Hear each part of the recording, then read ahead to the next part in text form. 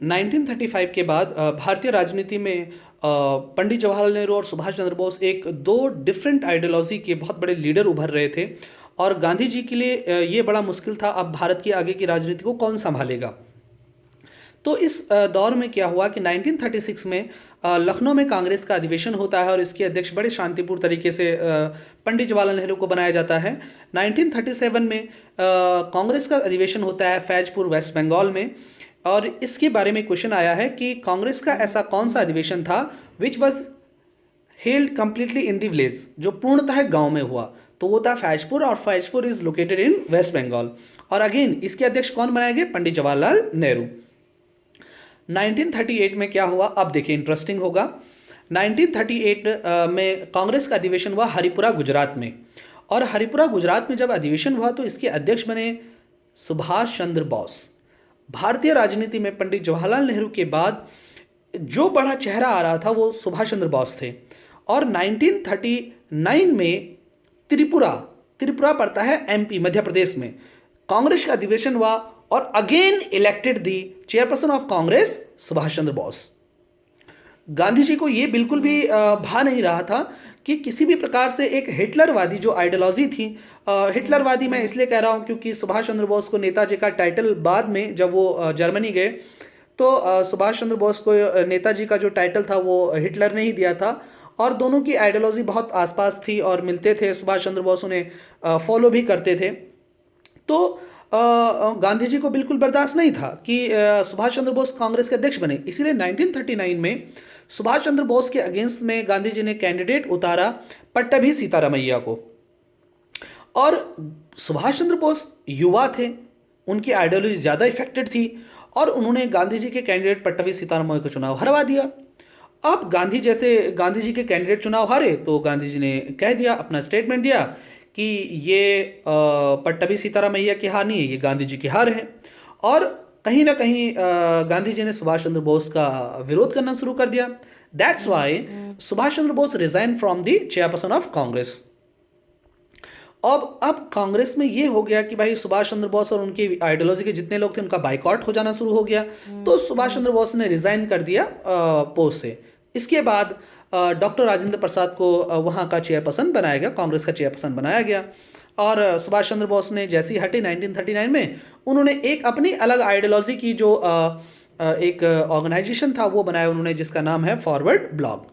Forward block को ही आप सभी लोग जानते होंगे कि फॉरवर्ड ब्लॉक किस रूप में जाना जाता है। आज भी फॉरवर्ड ब्लॉक का एक मेंबर आता है पार्लियामेंट में। और बल्कि मुझे जहाँ तक ध्यान है शायद उन्होंने बीजेपी से गठबंधन कर लिया था और बीजेपी की तरफ से वो चुनाव जीते लड़े थे 1919 के इलेक्शन में, लोकसभा इलेक्शन में। अच्छा, अब ये सब चल रहा था। दूसरी तरफ 1939 में जर्मनी के हिटलर ने वर्ल्ड वॉर का बिगुल बजा दिया था। उन्होंने सबसे पहले यूक्रेन पर आक्रमण कर दिया था, अटैक कर लिया था। और यूक्रेन बेस्ट फ्रेंड हुआ करता था इंग्लैंड का, और इंग्लैंड ने जर्मनी के खिलाफ युद्ध की घोषणा कर दी। जैसे इंग्लैंड युद्ध में आया, इटली ने जर्मनी का सहायता के लिए युद्ध की घोषणा कर दी। और जैसे इटली आया वैसे ही इंग्लैंड का फ्रेंड हुआ करता था फ्रांस, वो भी युद्ध में आ गए। एक तरह से वर्ल्ड वॉर शुरू हो गया।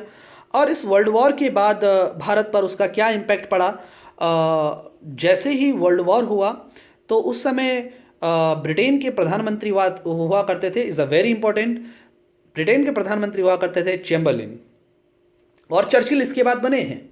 ठीक है, तो जैसे चैम्बरलिन इसके प्राइम मिनिस्टर हुआ करते थे इंग्लैंड के, तो उन्होंने क्या किया, इस वर्ल्ड वॉर में बिना भारत से पूछे भारत को ये अनाउंसमेंट कर दिया कि India is also participated in the second world war from the side of England. अब इस बात को कैसे देखा जाए कि भारत को बिल्कुल बर्दाश्त नहीं हुआ। पंडित जवाहरलाल नेहरू का इसको बहुत अगेंस्ट में गए। पंडित जवाहरलाल नेहरू ने कहा, भाई आपने बिना हमसे पूछे वर्ल्ड वॉर में आने का डिक्लेरेशन कैसे कर दिया। तो इंग्लैंड सरकार ने कहा, भाई आप हमारे गुलाम हो, आप हमारे अंडर हो, और हमें गुलामों से पूछने की आवश्यकता नहीं कि आप वर्ल्ड वॉर में जा रहे हैं या नहीं जा रहे हैं। और जब पंडित जवाहरलाल नेहरू ने कहा, भाई देखिए ये बिल्कुल भी सही नहीं है, 1937 में चुनाव हुए थे, भारत में लोगों के द्वारा चुनी हुई सरकारें हैं और आपको जरूर हमसे पूछना चाहिए था। और इसके अगेंस्ट में आकर अक्टूबर 1939 को इंडियन नेशनल कांग्रेस ने 8 राज्यों से क्या कर दिया, रिजाइन कर दिया। और उस समय भारत के गवर्नर जनरल हुआ करते थे लॉर्ड लिलिथगो। अब जब अक्टूबर 1939 में कांग्रेस ने सारे 8 स्टेट से जिसमें चुनाव जीता था 1937 में, अगर ध्यान होगा, तो जैसे सभी राज्यों से उन्होंने त्यागपत्र दे दिया, तो उसके बाद 22 दिसंबर 1939 को मुस्लिम लीग ने कहा भाई बहुत अच्छा किया, आपने त्यागपत्र दे दिया, और उन्होंने उस दिन मनाया मुक्ति दिवस।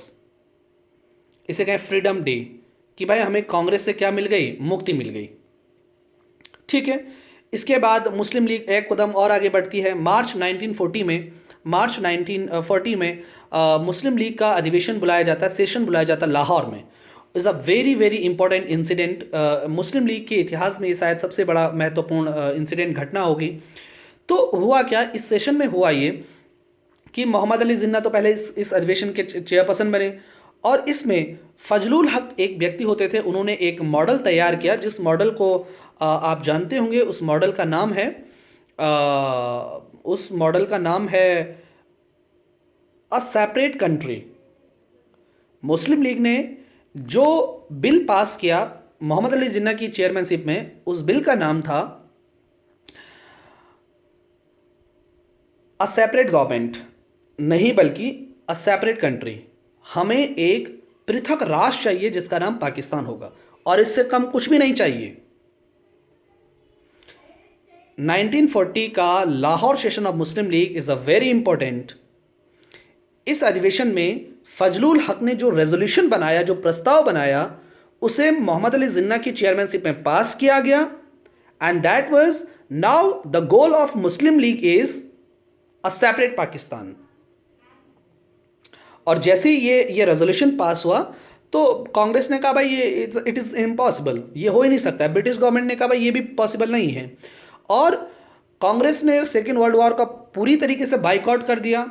अब इंडिया की हेल्प कैसे ले ली जाए सेकेंड वर्ल्ड वॉर में, सेकेंड वर्ल्ड वॉर में इंडियंस को कैसे पार्टिसिपेट करवाया जाए, इसके लिए आगता है अगस्त प्रस्ताव, जिसके चर्चा हम अगले वीडियो में करेंगे।